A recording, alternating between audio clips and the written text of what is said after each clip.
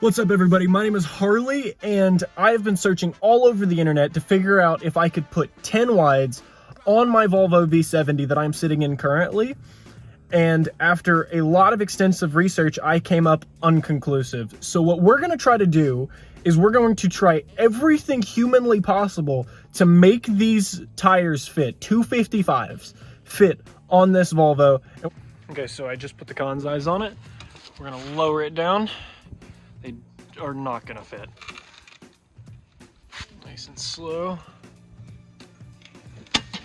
Oh, it made a noise. Oh. Oh. They did not fit. No. Oh, we're taking the fender off. Yeah. Gangster. Yeah. Oh Lord, ladies and gentlemen, we got the back. We got the. You know what? You know what? She look like she gonna tuck. She gonna tuck. She gonna. Oh my God. Wait, no, keep going down. Brother. Update. It's not tucking. It's Harley. Okay, get the other piece of the jack.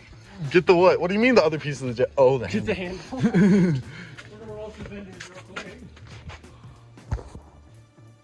It was really close to being really good fit.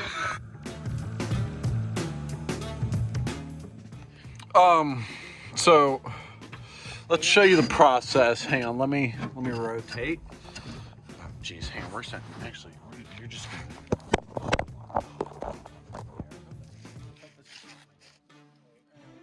Rotate it and up and down. Uh-oh, it brought me down. They didn't do that last time. Go up. We have to do that one again. Yeah, that one's a double. I have to stand up for this. You're rolling your fenders because you want to be a little stancy boy like this little soy boy right here. Don't do this, go. What, buddy? Is up. Okay, but the fitment. Yeah, fitment is going to be peak right here. This is the best fitment that I've ever had in my life.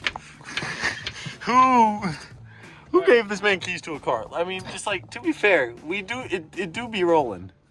Keep going that way. I know, Harley. I know. A long time ago, I had built a Jeep Wrangler. As you guys may remember, we had gone through and we had vinyl wrapped it, we put big tires on it, we put nice wheels on it.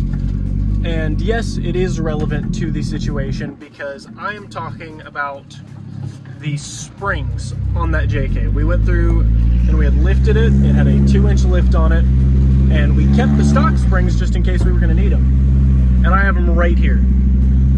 So what I'm thinking is that we can cut these down and make them fit. I don't know yet though, so we're just gonna try it anyways. All right, so this is the difference of what was on it that was not doing anything compared to what's gonna be on it. Notice how it's so much thicker. It's very kind, very demure. All right, so I couldn't find, ignore the air compressor, I couldn't find the grinder, so I'm gonna be using the Zizza wheel to be chopping it at approximately 8 inches, because I think that's gonna be long enough. I don't know yet. All right, so we've been using the fender roller. It's nighttime again, but we've been using the fender roller to go through. Next day.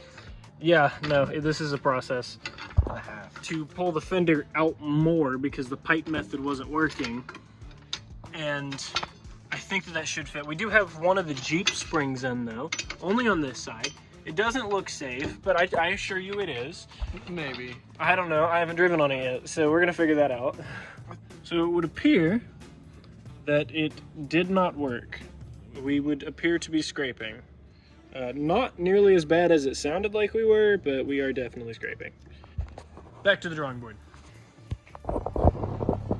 So it has been a few days because in the process of trying to fix it and this car continuing to be my daily in the static life, I've broken another CV axle. So I am on my way to the shop right now.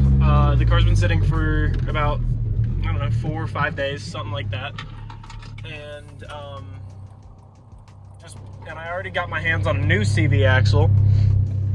So I am going to go throw that in real quick so that way I can drive this.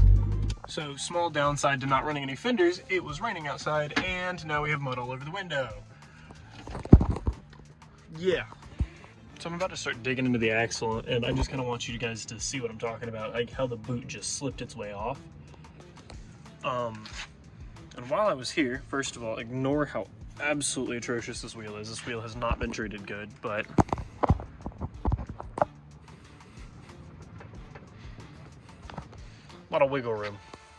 So I don't know what that's all about, but I guess I'll find out. I don't know. I don't know what I'm doing anymore. This car is just, every single car that I own is just an absolute pile.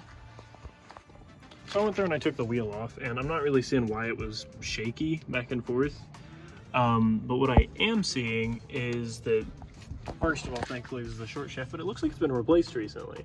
That bolt looks brand new, so I mean, I'm certain that the CV's bad because the boot's broken and I can see inside of it, but it's a brand new CV axle. You've got to be kidding me.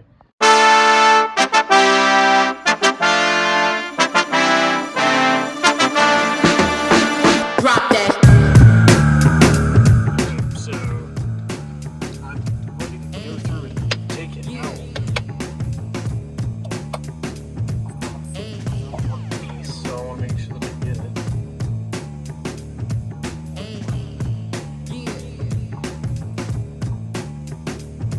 Okay, so after finally getting it out, this is the new one. This is what it's supposed to look like. And then this is the old one. If you look inside, it is not looking great. So we actually ran into a bunch of issues with this. This is why we couldn't get it out. You do a bunch of research and it tells you a bunch of different ways to do this. I just couldn't pry it. It's because I didn't put any anti-seize on it. But I kept hearing noises, and it's because the CV axle fluid is everywhere. And actually, most of it fell on the ground. But this was one hell of a process. Oh, this would have been way easier. Just put anti-seize on your stuff, guys. This was brutal.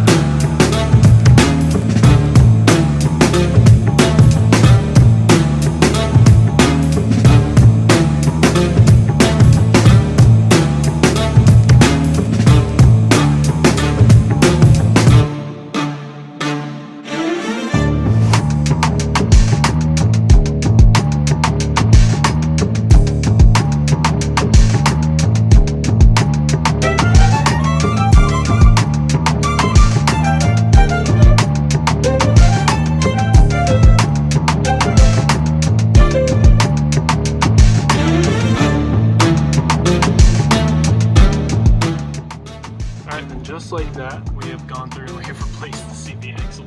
That was so much more of an issue than I thought it was going to be. But it's done, and definitely not something that I intended to be in this video, but we're here, so. Amen.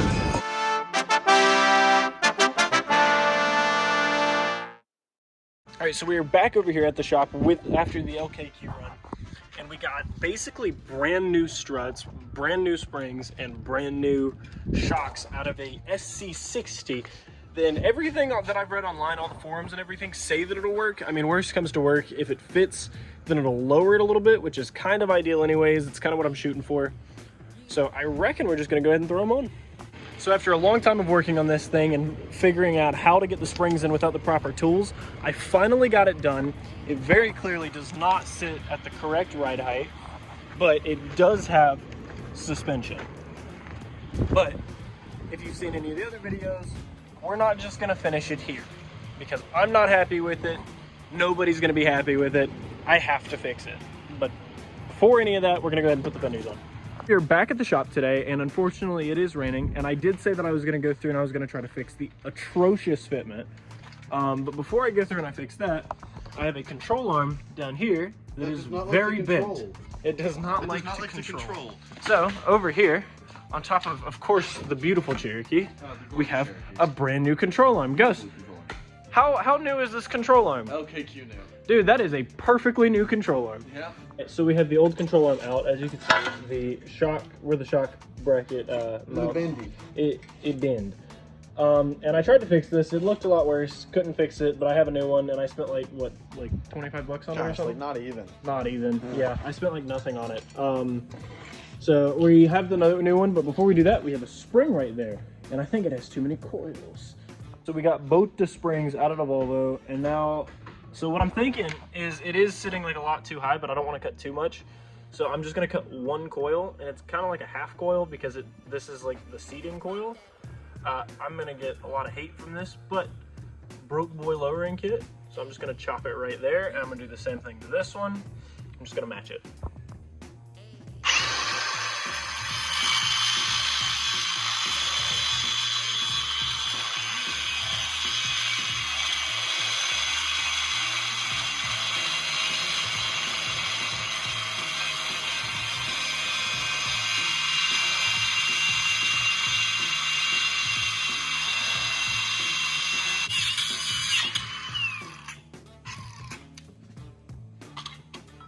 So we just finished lowering just the backside of the Volvo, and honestly, I think the fitment looks so good that I mean, you're just gonna have to see it to believe it. Ladies and gentlemen, the Volvo has been lowered in the rear end. This is good. Harley's phone has died. Yes, it has. That's not good. The camera. The fitment. No. Not until it's outside. Oh, it did just die. It's an 8. Why the fuck did it die?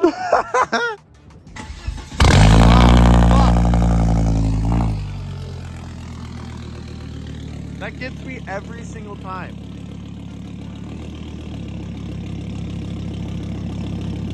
Please tell me you got that on camera.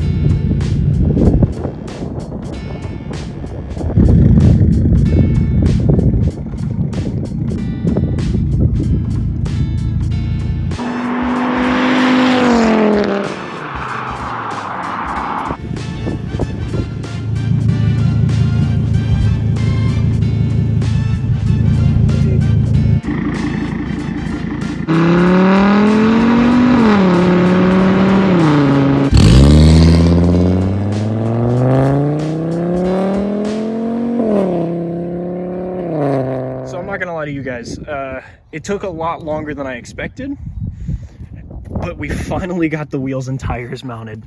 The 10 wides look absolutely phenomenal, and we've answered the question stated at the beginning of the video: will 10 wides fit? And yes they will, and they look really good doing it. No, it doesn't scrub because we have the spacers, so it doesn't rub the inner wheel well, but I think this is the first Volvo with 10 wides.